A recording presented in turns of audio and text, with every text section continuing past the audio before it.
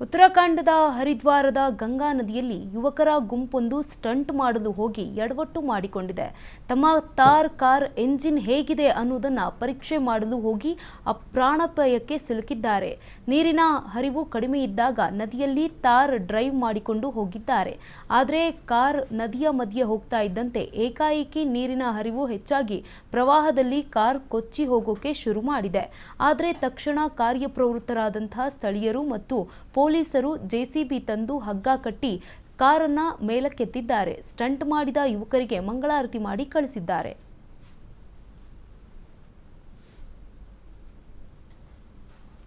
ಅಬ್ಬಬ್ಬಾ, ಈ ದೃಶ್ಯಗಳನ್ನ ನೋಡಿದ್ರೆ ಎದೆ ಜಲ್ ಎನ್ನುತ್ತೆ. ಇನ್ನೇನು ರೈಲಿನಡಿ ಸಿಲುಕಿ ಈ ಕುಡುಕನ ಪ್ರಾಣ ಪಕ್ಷಿ ಹಾರಿ ಹೋಗ್ಬೇಕಿತ್ತು. ಆದರೆ ಕ್ಷಣಾರ್ಧದಲ್ಲಿಯೇ ಓಡಿ ಬಂದ ಈ ಯುವಕ ಕುಡುಕನನ್ನ ಎಳೆದುಕೊಂಡು ಬಿದ್ದಿದ್ದಾನೆ. ಅಷ್ಟೇ, ಟ್ರೈನ್ ಪಾಸ್ ಆಗಿ ಹೋಗಿದೆ. ಜಸ್ಟ್ ಸೆಕೆಂಡ್ ಮಿಸ್ ಆಗಿದ್ರೂ ಕುಡುಕ ರೈಲಿನ ಅಡಿ ಸಿಲುಕಿ ದುರಂತವಾಗಿ ಸಾವನ್ನಪ್ಪುತ್ತಿದ್ದ. ಅಷ್ಟಕ್ಕೂ ಈತನ ಪ್ರಾಣ ಉಳಿಸಿದ ವ್ಯಕ್ತಿಯ ಹೆಸರು ಸಂದೀಪ್ ಎಂದಾಗಿದ್ದು, ನೆಟ್ಟಿಗರು ಸಂದೀಪ್ನನ್ನ ರಿಯಲ್ ಲೈಫ್ ಹೀರೋ ಅಂತ ಮೆಚ್ಚುಗೆ ವ್ಯಕ್ತಪಡಿಸುತ್ತಿದ್ದಾರೆ. ಅಷ್ಟಕ್ಕೂ ಇದು ನಡೆದಿರುವುದು ತಮಿಳುನಾಡಿನ ವಿಲ್ಪುಪುರಂ ಜಿಲ್ಲೆಯ ತಿರುವಣ್ಣೈನಲ್ಲೂರಿನಲ್ಲಿ ತಾಲೂಕಿನಲ್ಲಿರುವಂತಹ ಅರಸಗೂರು ಗ್ರಾಮದಲ್ಲಿ ನಡೆದಿದೆ. ಬಂಗಾರದ ಅಂಗಡಿಗಳಿಗೆ ಗ್ರಾಹಕರ ಸೋಗಿನಲ್ಲಿ ಬರೋ ಕಳ್ಳಿಯರ ಕೈಚಳಕ ಹೇಗಿರುತ್ತೆ ಅನ್ನೋದಕ್ಕೆ ಈ ದೃಶ್ಯವೇ ಸಾಕ್ಷಿ. ಉತ್ತರ ಪ್ರದೇಶದ ಹಮ್ಮಿರಪುರ ಇದಲ್ಲಿ ಒಬ್ಬ ಮಹಿಳೆ ಮತ್ತು ಹುಡುಗಿ ಚಿನ್ನ ಖರೀದಿಗೆ ಅಂತ ಜ್ಯುವೆಲ್ಲರಿ ಶಾಪ್ಗೆ ಬಂದಿದ್ದಾರೆ. ಮೊದಲು ಬೆಳ್ಳಿ ಕಾಲ್ಗೆಜ್ಜಿ ಬೇಕು ಅಂತ ಖತರ್ನಾಕ್ ಲೇಡಿ ನಂತರ ಚಿನ್ನದ ಸರ ಬೇಕು ಅಂತ ಹೇಳಿದ್ದಾಳೆ. ಇದೇ ವೇಳೆ ಕಾಲ್ಗೆಜ್ಜೆಯನ್ನ ಕಾಲಿನಡಿಗೆ ಬೀಳಿಸಿಕೊಂಡಿದ್ದಾಳೆ. ಶಾಪ್ನ ಮಾಲೀಕ ಚಿನ್ನದ ಸರ ತರಲು ಒಳಗೆ ಹೋದಾಗ ಕೆಳಗೆ ಬಿದ್ದಿದ್ದಂತಹ 400 ಗ್ರಾಂ ತೂಕದ ಕಾಲ್ಗೆಜ್ಜೆಯನ್ನ ಎಗರಿಸಿದ್ದಾಳೆ. ಒಂದು ಬೆಳ್ಳಿ ಕಾಲ್ಗೆಜ್ಜೆ ಎಲ್ಲಿ ಹೋಯಿತು ಅಂತ ಹುಡುಕಾಟಕ್ಕಿಳಿದಂತಹ ಮಾಲೀಕನಿಗೆ ಸಿಸಿಟಿವಿ ಪರಿಶೀಲನೆ ನಡೆಸಿದಾಗ ಅಸಲಿ ಸತ್ಯ ಗೊತ್ತಾಗಿ ಬೆಚ್ಚಿಬಿದ್ದಿದ್ದಾನೆ.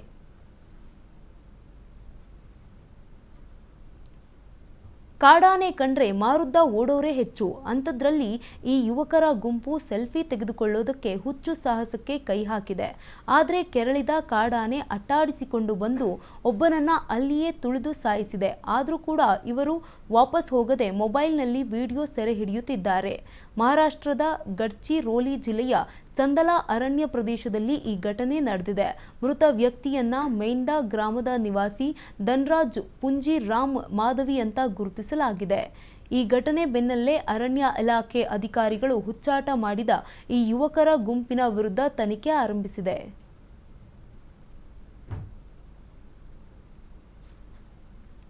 ಮಹಾರಾಷ್ಟ್ರದಲ್ಲಿ ಸುರಿಯುತ್ತಿರುವ ಮಹಾಮಳೆಗೆ ಪಾಲ್ಘರ್ನಲ್ಲಿ ರಣಭೀಕರ ಪ್ರವಾಹ ಅಬ್ಬರಿಸ್ತಾ ಇದೆ. ಎಲ್ಲೆಲ್ಲೂ ಪ್ರವಾಹದ ನೀರು ಜಲದಿಗ್ಬಂಧನ ಹಾಕಿದೆ. ಈ ಒಂದು ಜಲದಿಗ್ಬಂಧನದಲ್ಲಿ ಕುಟುಂಬವೊಂದು ತಪ್ಪಿಸಿಕೊಳ್ಳೋದಕ್ಕೆ ದಾರಿ ಇಲ್ಲದೆ ಮನೆಯ ಮೇಲ್ಚಾವಣಿ ಮೇಲೆ ಆಶ್ರಯ ಪಡೆದಿದೆ. ಪುಟ್ಟ ಮಕ್ಕಳನ್ನ ಮಡಿಲಿನಲ್ಲಿಟ್ಟುಕೊಂಡು ಸುರಿಯುವ ಮಳೆಯಲ್ಲಿಯೇ ಕುಳಿತಿರುವ ಈ ಕುಟುಂಬದ ದೃಶ್ಯ ದಯನೀಯವಾಗಿದೆ. ವಿಪರ್ಯಾಸ ಅಂದ್ರೆ ಈ ಕುಟುಂಬದ ಸಹಾಯಕ್ಕೆ ಯಾರೂ ಬಾರದೇ ಇರೋದು. ಪಾಪ, ಪ್ರವಾಹ ತಗ್ಗಿದ ಮೇಲೆ ಮೇಲ್ಚಾವಣಿಯಿಂದ ಕೆಳಗಿಳಿದಿದ್ದಾರೆ.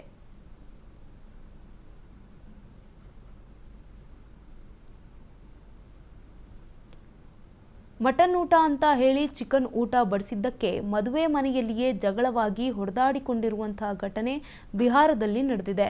ಮದುವೆ ಮನೆಯಲ್ಲಿ ಮಧ್ಯಾಹ್ನದ ಊಟ ಬಡಿಸುವವರೆಗೂ ಎಲ್ಲವೂ ಚೆನ್ನಾಗಿಯೇ ನಡೆಯುತ್ತಿತ್ತು.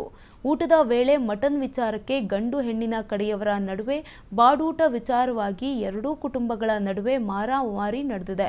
ಈ ಗಲಾಟೆ ವೇಳೆ 12ಕ್ಕೂ ಹೆಚ್ಚು ಮಂದಿ ಗಾಯಗೊಂಡಿದ್ದು ಸ್ಥಳೀಯ ಆಸ್ಪತ್ರೆಯಲ್ಲಿ ದಾಖಲಿಸಿ ಚಿಕಿತ್ಸೆ ನೀಡಲಾಗ್ತಾ ಇದೆ. ಸದ್ಯ ಬಾಡೂಟದ ಗಲಾಟೆ ವಿಡಿಯೋ ಸೋಷಿಯಲ್ ಮೀಡಿಯಾದಲ್ಲಿ ಫುಲ್ ವೈರಲ್ ಆಗ್ತಿದೆ.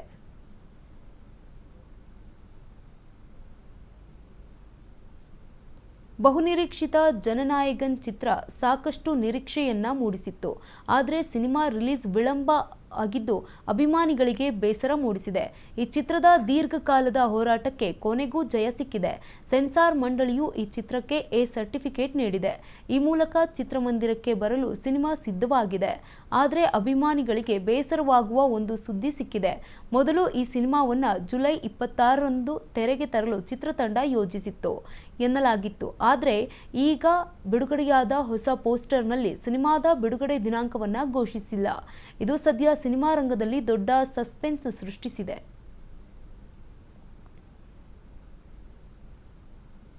ಅಬ್ಬಬ್ಬಾ, ಶತಮಾನಗಳಷ್ಟು ಹಳೆಯದಾದ ಬೃಹತ್ ಮರ ಹೇಗೆ ನೆಲಕ್ಕುರುಳ್ತಾ ಇದೆ ನೋಡಿ. ಈ ವೇಳೆ ರಸ್ತೆಯಲ್ಲಿ ನಡೆದುಕೊಂಡು ಹೋಗ್ತಾ ಇದ್ದ ಮಹಿಳೆ ಮೇಲೆ ಬಿದ್ದಿದೆ. ಇನ್ನೇನು ಈ ದೃಶ್ಯ ನೋಡಿದವರು ಮಹಿಳೆ ಕತೆ ಮುಗಿತು ಅಂದುಕೊಂಡಿದ್ದಾರೆ. ಆದರೆ ಅದೃಷ್ಟವಶಾತ್ ಈ ಮಹಿಳೆ ಪ್ರಾಣಾಪಾಯದಿಂದ ಪಾರಾಗಿದ್ದಾಳೆ. ಅಷ್ಟಕ್ಕೂ ಇದು ಮಹಾರಾಷ್ಟ್ರದ ಪುಣೆಯ ಪಾರ್ವತಿ ಬೆಟ್ಟದಲ್ಲಿ ನಡೆದಿದೆ. ಬೃಹತ್ ಮರ ನೆಲಕ್ಕುರುಳುತ್ತಾ ಇರುವಂತಹ ದೃಶ್ಯ ಸಿಸಿಟಿವಿಯಲ್ಲಿ ಸೆರೆಯಾಗಿದೆ.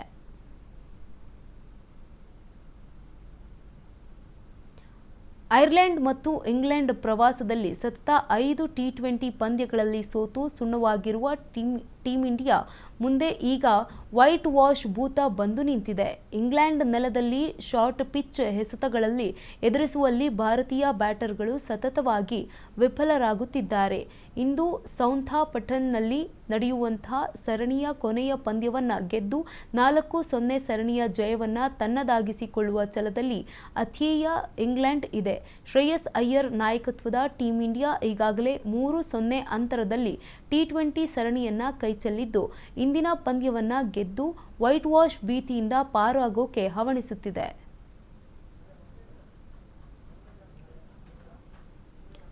ಐರ್ಲೆಂಡ್ ಮತ್ತು ಇಂಗ್ಲೆಂಡ್ ವಿರುದ್ಧದ ಟಿ20 ಸರಣಿಯಲ್ಲಿ ಟೀಂ ಇಂಡಿಯಾ ಅನುಭವಿಸಿರುವ ದಯನೀಯ ವೈಫಲ್ಯದ ಬಗ್ಗೆ ಬಿಸಿಸಿಐ ಸಭೆ ನಡೆಸಲಿದೆ ಅಂತ ಕಾರ್ಯದರ್ಶಿ ದೇವಜೀತ್ ಸೈಕಿಯಾ ಹೇಳಿದ್ದಾರೆ.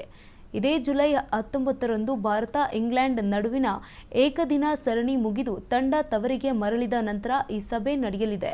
ಆದರೆ ಈ ಸಭೆಯಲ್ಲಿ ಅವಸರದ ತೀರ್ಮಾನಕ್ಕೆ ಬರುವುದಿಲ್ಲ ಎಂದಿದ್ದಾರೆ.